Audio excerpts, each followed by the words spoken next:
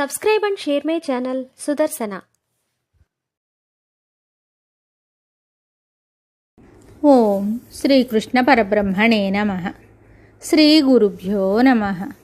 శ్రీమద్భగవద్గీత 18వ అధ్యాయము మోక్ష సన్యాస యోగము 78వ శ్లోకము.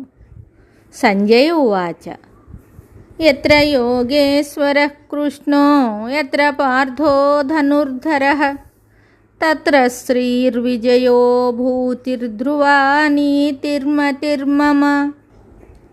యత్ర యోగేశ్వరః కృష్ణో యత్ర పార్థో ధనుర్ధరః తత్ర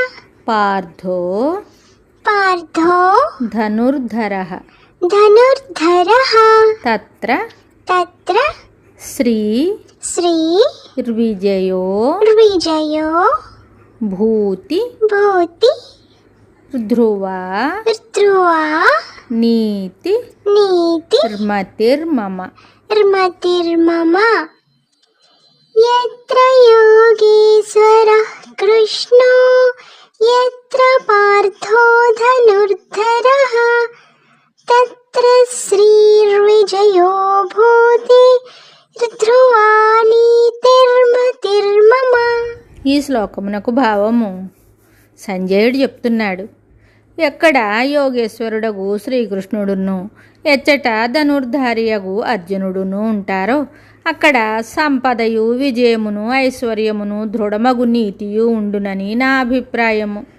గీతాగ్రంథము ఈ శ్లోకముతో పరిసమాప్తమగుచున్నది. భగవత్ సాన్నిధ్యమందు భక్తుని సాన్నిధ్యమందు ఎట్టి శుభప్రదమైన వాతావరణం ఏర్పడునో ఈ శ్లోకము ద్వారా వెల్లడి చేయబడింది. ఎచ్చట యోగేశ్వరుడగు శ్రీకృష్ణ భగవానుడుండును మరియు ఎక్కడ ధనుర్ధార్యగు అర్జునుడుండును అక్కడ ఐశ్వర్యము విజయము మొదలగునవి వెలయచుండునని చెప్పబడింది. కాబట్టి విజయమును నీతిని జ్ఞాన సంపదను అభిలషించువారు భగవచ్చింతనాదుల ద్వారా సాక్షాత్ భగవానుని తమ హృదయమందు ప్రతిష్ఠింపజేసుకొనవలెను.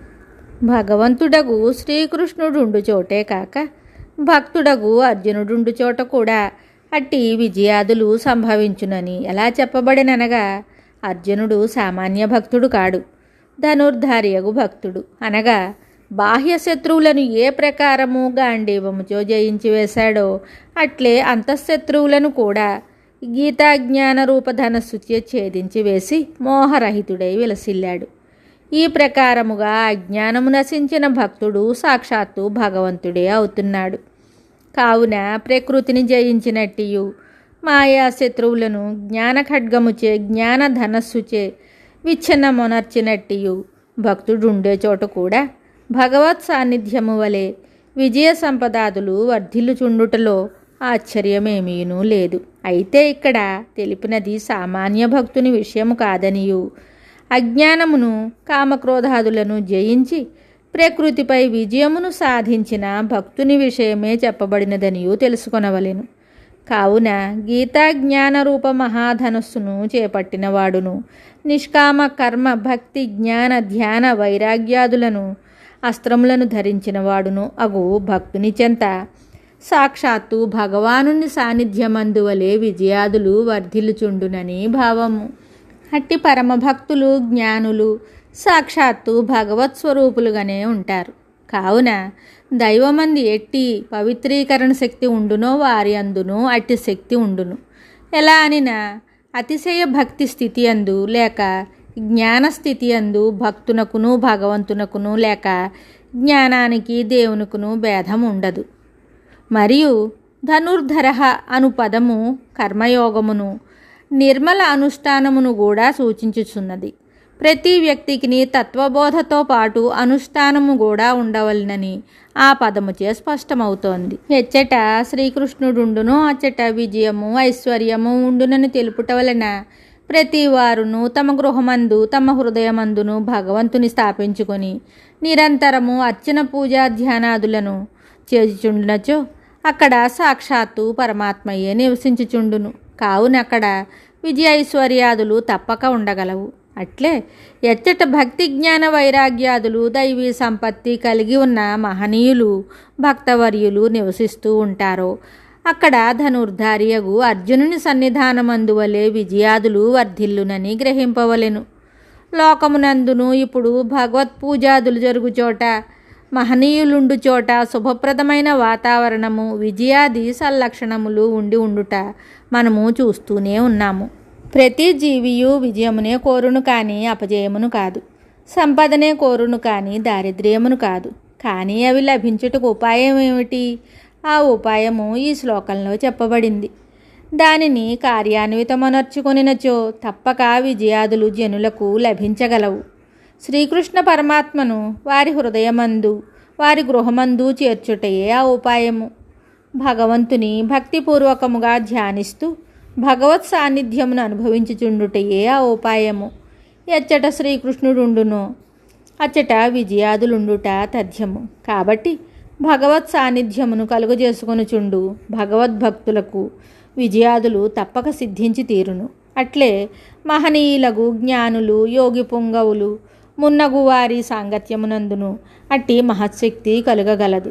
కావున భగవత్ సాన్నిధ్యము సజ్జన సాంగత్యము రెండింటినీ కలుగజేసుకొనుచు శ్రీకృష్ణార్జునుల ఇరువురి సాంగత్య శ్రీని అనుభవించుచుండవలెను. మరియు ఎచ్చోట శ్రీకృష్ణుడు అర్జునుడు ఉండునో ధర్మము ఏ పక్షమున ఉండునో అచ్చట విజయము తప్పక కలుగునను వాక్యమును చెప్పుట ద్వారా సంజయుడు పాండవ పక్షమునే విజయము కలుగునను భావమును ధృతరాష్ట్రునకు ధ్వనింపజేశాను. ఈ శ్లోకమందలి ధ్రువానీతి అను పదమునకు నీతి మున్నగునవి తప్పక కలుగును అని కొందరు అర్థం చెప్పారు. గీత యొక్క అంతమున సంజయునిచే బోధింపబడిన ఈ యత్ర యోగీశ్వర కృష్ణో అను మహత్తరమగు శ్లోకమును భక్తులు మరలా మరలా జ్ఞాపకం చేసుకుంటూ భగవత్ సాన్నిధ్యమును తమ హృదయమున నిరంతరము కలుగజేసుకుంటూ భగవద్ అనుగ్రహముచే జీవితములను ఆనందమయములుగా చేసుకుందురుగాక.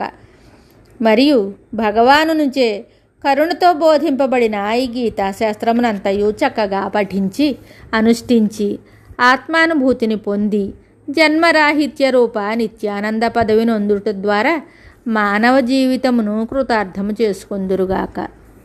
హరి ఓం తత్సత్.